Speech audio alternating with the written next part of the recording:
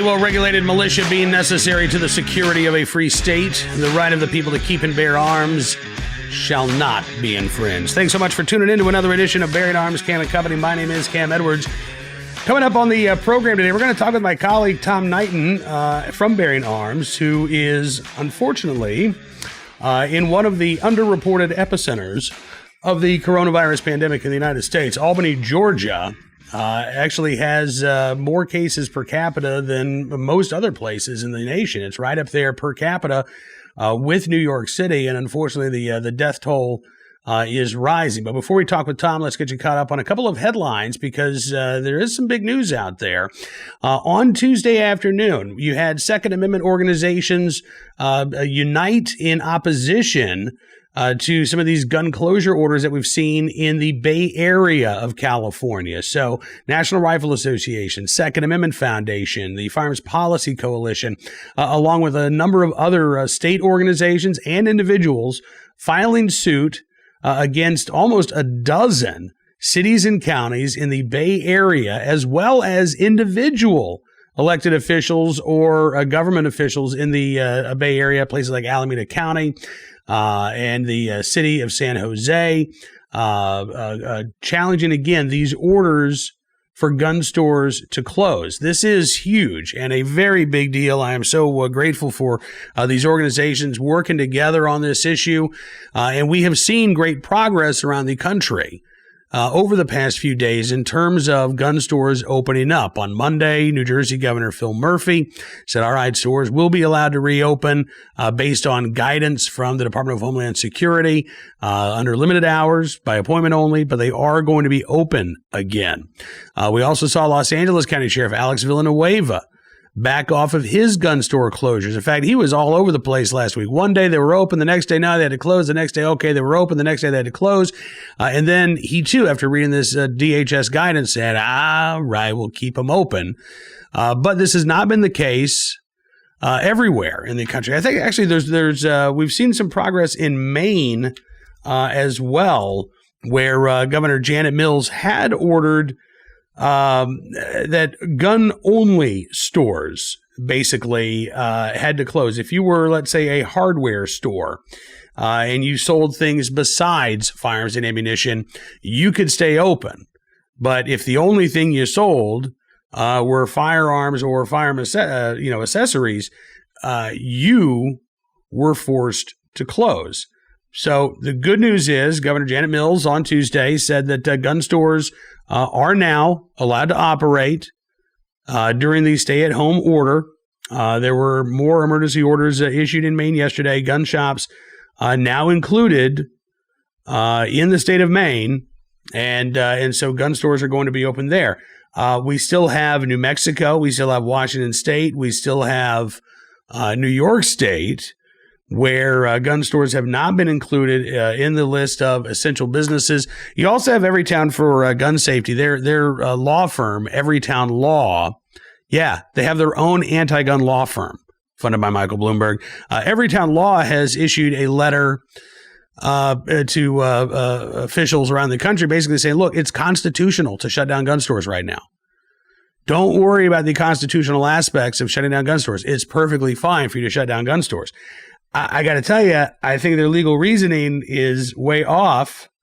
But I was on a call with Everytown and Moms Demand Action yesterday. They did a press call. Didn't take my question, oddly enough, for some weird reason. I don't know why they didn't, but they didn't. But their entire argument right now is that, well, look, it's a state of emergency. And it's not like these orders are specifically targeting gun stores. It's just that gun stores are included in these orders. And so it's okay, because it's a public health emergency. So it's okay to include these gun stores along with, I think they mentioned bookstores quite a bit. Here's the problem. My local bookstore in Farmville, Virginia, it's a Barnes & Noble that's attached to Longwood University. It's closed, right? So I cannot go down to the Barnes & Noble and buy a new book if I wanted to, or a couple of magazines to pass the time while I'm sitting at home.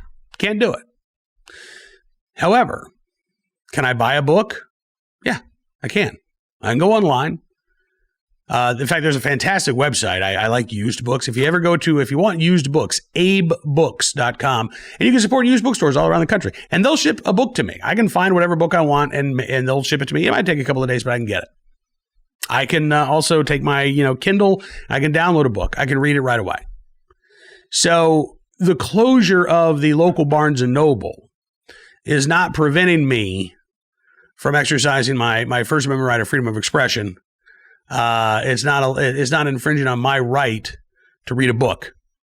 However, the closure of gun stores in, let's say, San Jose, California, or Alameda County, California, is preventing people from exercising their right to keep and bear arms. If you're not already a gun owner, there's really no way for you to become one in Alameda County now, or in San Jose. You can't do it. Every private transfer of a firearm in California has to go through a background check, which means you go through a firearms dealer, and they're all closed. So you can't buy a gun. A friend can't legally loan you a gun. You can't purchase ammunition for that gun. And so you are deprived of your right to keep and bear arms. You are prevented from exercising that right unless you already own a firearm and ammunition. Every time law says, well, look, these are temporary issues, and so a temporary denial doesn't amount to a permanent denial. Again, I disagree. These are open-ended orders. First of all, we have no idea when they're going to be lifted in San Jose or Alameda County. They could be extended for months. We also don't know what the public safety situation is going to be like 2 months from now. We do know that California is looking at releasing about 3,500 inmates at the moment. Could likely release more. Other states are doing the same. They are promising that these are going to be nonviolent offenders only. That's not been the case in places like New York. And I suspect that some of these quote-unquote nonviolent offenders that are going to be released in California have violent criminal histories, but they may be behind bars currently on nonviolent charges. And so at a time of uncertainty, during a state of emergency, when the right of self-defense is never more important and never more critical, every town for gun safety is trying to keep as many Americans as possible from exercising their right to keep and bear arms. Now, listen, there's nothing common sense about that. There's nothing gun safety about that. The true colors of this organization are being revealed by them, right? It's not like I'm saying this stuff. They're saying this. They're saying, make it as hard as possible for Americans to acquire a firearm to protect and defend themselves and their families at this point in time. That's their attitude. That's their agenda. And again, they are being challenged by Second Amendment organizations around the country who are pushing back on any of these jurisdictions or localities that do try to prevent gun stores from opening up. All right, with that, let's turn our attention to our interview and conversation, more of a conversation than an interview, with our friend and colleague Tom Knighton, a writer at Bearing Arms, who is down in Albany, Georgia, the site of an outbreak where dozens have already died. And the peak has not yet been reached. Take a look and a listen to our conversation with Tom Knighton. Tom, thank you, sir, for coming to the program. It's good talking with you today. Oh, yeah, absolutely. Glad to be here. Yeah, listen, I mean, your little town there in Georgia, the subject of national and international attention, and for all the wrong reasons. Albany, Georgia is, I think, really an underreported epicenter of the coronavirus around the country. Oh, yeah, absolutely. Last week, the New York Times broke down the outbreaks throughout the world based on population. And we were number 4 in the world, right behind New York City, the Lombardy region of Italy, and Wuhan, China itself. On fatalities, we were number 3 in the world behind Italy and China. So that's not good. No, it's not good at all. Why is Albany, Georgia, such a, why are we seeing this outbreak there in this relatively small town and a relatively small area? Well, we don't know exactly. In fact, the CDC sent people down here to try to look into it because they're not 100% sure. We know kind of where it started. Someone who was infected attended a couple of funerals on March 7th. And, people who aren't familiar with Southern funerals, at least, they are big deals. Um, there's a lot of people who, it's like, I was in third grade with their uncle. I have to go to the funeral. You get these huge numbers of people who show up to these funerals. And it's not just a 15-minute memorial service and everyone goes about their way. It's a day. You hang out with people, and then you do the visitation, you hug on everybody, and you just talk about how good it is, and you're up really close to them. And then there's the service, and then you go to someone's house and you eat. And so you're more of the close contact in confined quarters, because nobody's house is really set up for 150 people to hang out with 6 feet distance. Right. And so that's where it started. But then somebody who was at one of the funerals ended up as a juror on a murder trial we had here. I think the trial was about a week. So for 1 week, you had all the same people confined in yet another space. And that centered on, and now we've got infections in the district attorney's office and a lot of other places. But that, in theory, should have kind of confined it a little bit. Mm-hmm. You shouldn't have the problem we're having now, and it's a problem. We've got the last numbers from the hospital were 647 positive tests in through them, and this is a metro area of 150,000 people. So when you look at the numbers, you go, okay, that sounds bad, but not too bad. You got to put it in perspective. Population control, control for population. And when you look at that, this is not a good place to be. How are the local hospitals there, or I guess the local hospital? How is it handling the surge in cases? You say there are over 600 positive. Obviously, not all of those are going to be in the hospital. But, I think we're saying, 20% or so of people who become infected with the coronavirus will require hospitalization. And about half of those are going to require the ICU. So how is your local hospital holding up so far? Not well.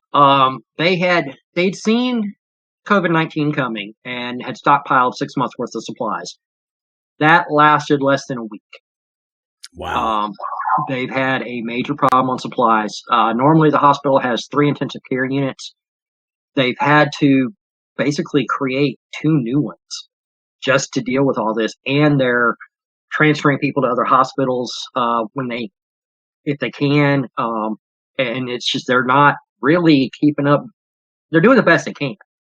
I've in the past been a critic of the way the hospital's done some stuff, but they're really doing the best they can under the circumstances. It's just the way a virus like this hurts people, because you look at the overall death rate, it's really not that high. It's higher than the flu, but it's 2%. It's not. It doesn't sound that big, but when you've got 1,000 people becoming infected, 2% is a lot of people. And the infection rate is much higher too. It's 2% of the people infected, and you're trying to stop all those from that 2% from getting to 5, 10%, like we've seen in Spain and Italy. Yeah. And that's where the real challenge of it is, and they're struggling. Are people taking it seriously in Albany right now? I mean, obviously, I know you're not out and about every day, but are people staying at home? Are they engaging in those types of social distancing measures that we're being asked to undertake, or are people still kind of not treating this as seriously as they should be? They're really not. I was in the grocery store a couple of days ago, and it was amazing to me. Trying to check out, and this woman's like standing right behind me. She doesn't know me. She doesn't know who I've been around or anything. And she doesn't think anything about standing a couple of feet from me. And I likewise, I didn't know anything about her. I just got on the other side of my cart and kind of forced 6 feet. I have 2 children with breathing issues, and so that puts them at a higher risk from this. And so I'm not playing around on it. I know there's a lot of people go, "Oh, it's not that bad." You know what? It only takes one example to change everything. All it takes is me bringing it home, because I don't think it's that bad, and losing my kids. Well, and you even, I don't want to interrupt, but you've even had cases in your neighborhood right? Oh yeah, I can point from here to 3 different households that have been infected within 150 yards. Wow. So it's not far from me at all. Yeah. Why I don't wander around the neighborhood just in case someone comes up to me all of a sudden. But a lot of the people in a lot of the people in town, they're still having cookouts. They're still, having church services. They're still going to the store earlier this week, and there's some kids outside playing basketball. There's a lot of people who are taking it seriously, but there's a lot of people who aren't, and that's not helping you. Right. No, absolutely. And it doesn't take, listen, I mean, it doesn't take many people not taking it seriously to, cause huge problems. I mean, we're dealing with that where I live. My county just had its first couple of reported cases, and apparently they too have been going to, large family gatherings. They've been at the 2 grocery stores in my county. They've been to the dollar stores in my county. And so the emergency management director said, listen, expect an explosion of cases in the next 72 hours because of what these, first 2 patients have been doing over the past, week or 2. And I can tell you, we don't even have a hospital in my county. We've got volunteer rescue squads. We've got a very small sheriff's department. Even to have a couple of 100 cases in my county could be crippling. To running the grocery stores, to ensuring that deputies can respond in an emergency right now. So, it is really serious that, and people do need to take this very seriously. Obviously, go ahead. I was just going to point out that, remember, here we've got almost 650 cases. That was a matter of somebody probably not feeling well, but going to a funeral anyways. Yeah. Or maybe not even feeling bad at all because there are so many patients who are asymptomatic. That's true. Right? That's true. We don't know they were feeling bad at all when they came here. But it was like, so it was March 7th, before things got really bad, started, signaling to a lot of people. But we were already being told, keep this distance, don't have gatherings, don't go to, gathering large groups and all that stuff. We'd been told that, but it was like I think it's a Stalin quote that, 1 million people, one death's a tragedy, but 1 million people's a statistic. And the validity in that, I hate to give the guy credit for anything, but the validity there is that when it's just numbers, it's very easy to ignore it. Hearing 20-something deaths here in Albany, not a big deal, but a friend of my wife's passed away the other day. Now it's a big deal. Yeah. This is somebody I know, and when you get to that point, it changes everything. Absolutely. The statistics haven't changed anything to speak of, but now it's this person I know. I watched her perform on stage with the local theater. She had a beautiful singing voice. She had a great personality. She was, she was very supportive of my wife in her doing theater stuff, and she was a good friend of my wife. And they would, routinely, just exchange messages, very positive messages. And now that's over. And we didn't even know she was sick. We didn't even know she was sick. It was like all of a sudden she's gone. And then we find out it's COVID-19. And you talk about 20 deaths, and it might not sound like a lot, but I just checked. There were 13 homicides in Albany, Georgia in 2019.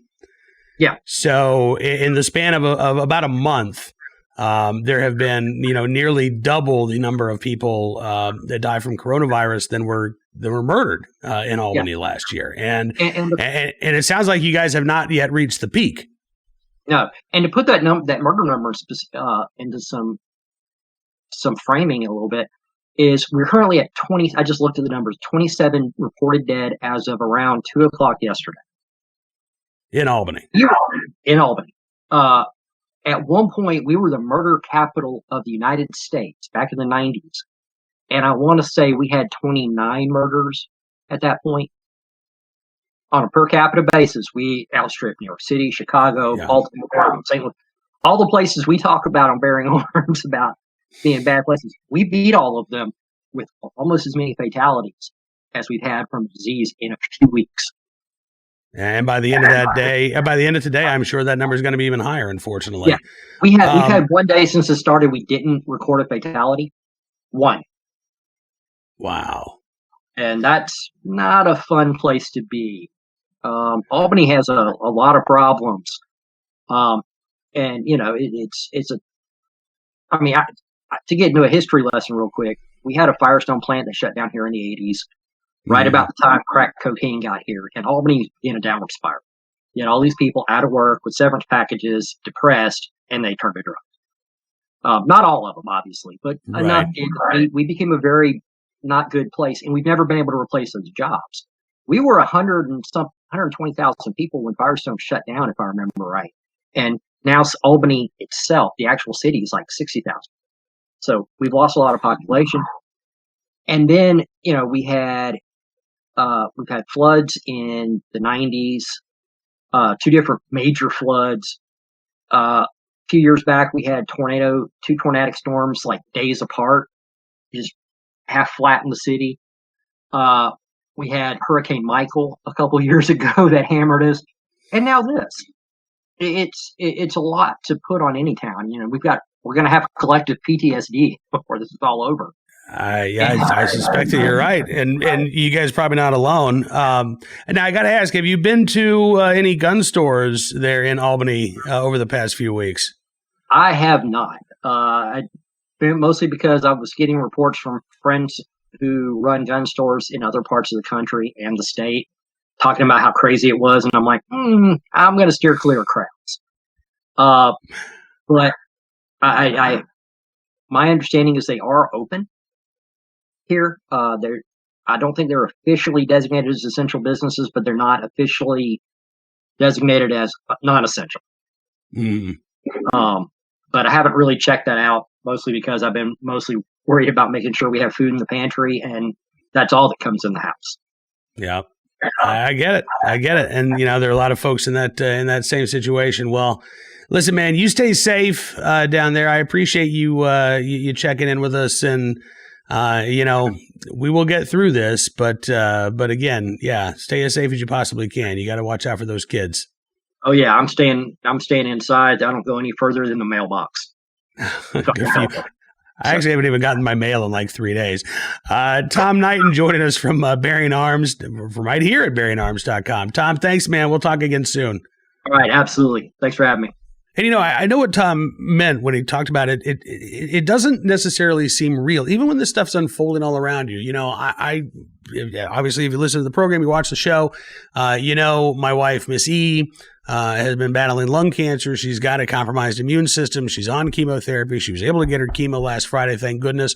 But that has done a number to her immune system. It's supposed to do a number to her immune system. I mean, chemo is basically poison. It just hopefully kills the cancer before it kills you. So, you know, for a long time, almost a month now, well, about a month, we have been on near total lockdown at my place. We've left, I can count on one hand the number of times that I've actually interacted with other people over the past month. And I was thinking about this last night as I saw the news that we had our first confirmed cases in the county where I live, that there is community spread, that they are expecting basically an explosion in local cases over the last few days. I'm sitting there thinking, all right, well, how long was I in the grocery store that day? And then, you know, I touched the gas pump, but I know that I had hand sanitizer with me. So I did that as soon as I got done. And then I washed my hands when I got home. Every time I've gone to the grocery store, not only have I come home and washed my hands after handling the groceries, I've washed my beard just in case I had any, you know, buddy's germs on me. It does, when all of a sudden it's in your backyard, and all of a sudden now, you know, people that you know, are likely to get infected within the next, you know, few days or next couple of weeks. It does bring it home in a way that even over the past 3 weeks I hadn't really been able to grasp and comprehend. So wherever you are, please be safe, and please do what you can again to protect yourself and those you love. Now let's get to today's armed citizen story, our good deed of the day, our recidivist report. We will begin there. story that I actually covered on Bearing Arms earlier today out of Hilton, North Carolina, where a woman shopping in a Dollar General store, Hilton, New York, shopping in a Dollar General store, she was wearing an N95 mask. And as she was leaving the store, 4 teenagers accosted her, accused her of having the coronavirus, and then they beat her. They punched her repeatedly in the face. They stole her wallet. They stole her keys. And then they hopped into a car and they ran away. Now, police were able to find these 4 suspects: 18-year-old Rocco Gingello, 19-year-old Alexis Gingello, 18-year-old Taya O'Connor, 19-year-old Nicholas Henderson. They were all taken into custody, charged with second-degree felony robbery. Henderson was charged with fourth-degree criminal criminal possession of a weapon and several driving charges. According to WHAM in New York, all of the suspects were arraigned in Parma Court and released thanks to New York's bail reform laws. So these individuals charged with violent felonies, and they were released. No bond needed. They're already back out on the streets. Now, this isn't a recidivist report per se, because I don't believe that any of these folks have previous criminal histories. But what the bleep is going on here? Again, New York is one of those states that has said that gun stores are not essential businesses, so they're not allowed to open right now. At the same time, New York State's releasing about 1,500 inmates who are currently behind bars. And more importantly, we've now been told that you can beat a woman, you can rob her, you can leave her on the ground, you can get arrested, and you'll still be sleeping in your own bed that night. What kind of message does this send criminals in New York, and what kind of message does it send the law-abiding in New York who want to protect themselves and their families? I mean, this is absolutely despicable.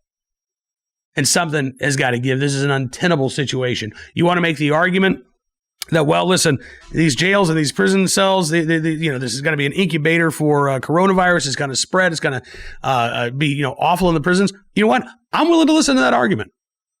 You want to tell me release nonviolent offenders or individuals who have, let's say, 2 weeks or a month left on their sentence? I'm willing to listen to that. This is an emergency. I get that. I don't want to see corrections officers get infected. I want to see inmates get infected. So I'm willing to listen to that argument. But if you make that argument, you damn well better not deprive people of their ability to protect themselves. And that's exactly what the state of New York is doing right now. On the one hand, we're opening up the jail cells. We're letting people out. On the other hand, you can't get a gun to protect yourself. Again, that is untenable. I believe it's unconstitutional, and I am hopeful, though not too optimistic, that Governor Andrew Cuomo is going to rectify this. Now let's get to our armed citizen story of the day from Florida, where gun stores are open for business right now. And a mom of 3 had to shoot a burglar after he broke through her front door. Yeah, because dinosaurs were chasing him. Or so he says. I don't really think the dinosaurs are chasing him. Spoiler alert. This from Fox 6 in Deltona, Florida. Officials with the Volusia County Sheriff's Office said it all went down March 31st, early Tuesday morning, about 5:45. 32-year-old Joseph Roberts tried to break into the home by shattering a front window. Woman inside, 42-year-old mom of 3, called 911, said, "I don't want to shoot him, but I'm going to have to. Get out of my window. Get out of my window." When deputies arrived, they said they found Roberts in the home. He had an interesting story to tell. Sheriff Mike Chitwood said he told us that dinosaurs were chasing him, and he thought he got some bad weed. Not that I'm a weed connoisseur or anything, but I don't think I've ever even heard like Cheech or Chong talk about dinosaurs chasing them.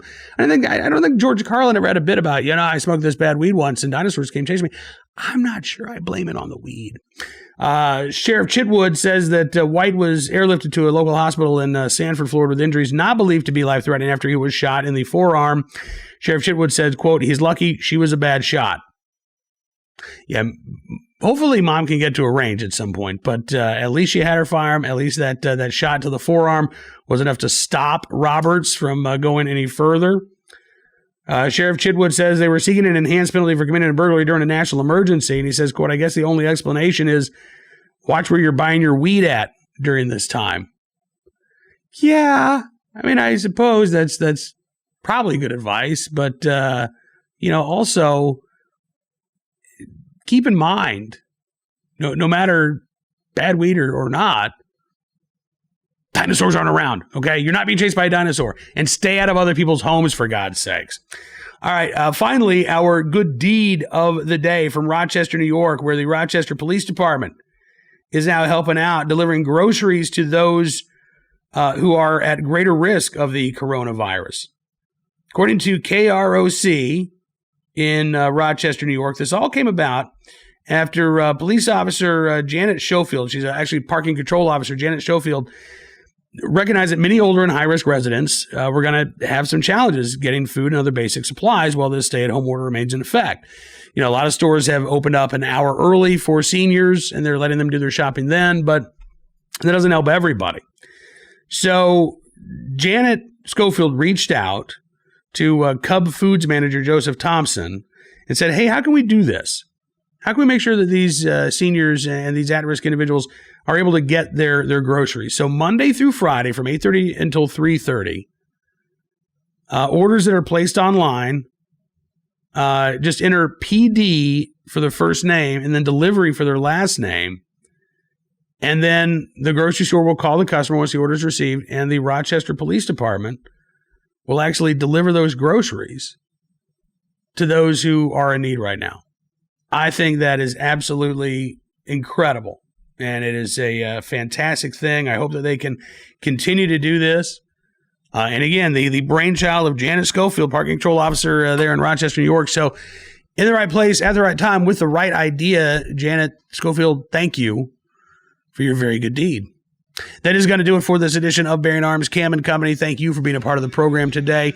Don't forget, Friday at noon Eastern on BearingArms.com, we have a editor's chat coming up for VIP Gold members. You can actually become a VIP Gold member right now with a 25% discount. Just use the code CORONA when you sign up.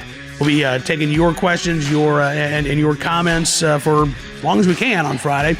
Also, don't forget to subscribe to Town Hall Media at YouTube. That way you never miss a program here, Bearing Arms Cam and Company. Or if you like the audio version better, Bearing Arms Cam and Company on Apple Podcasts.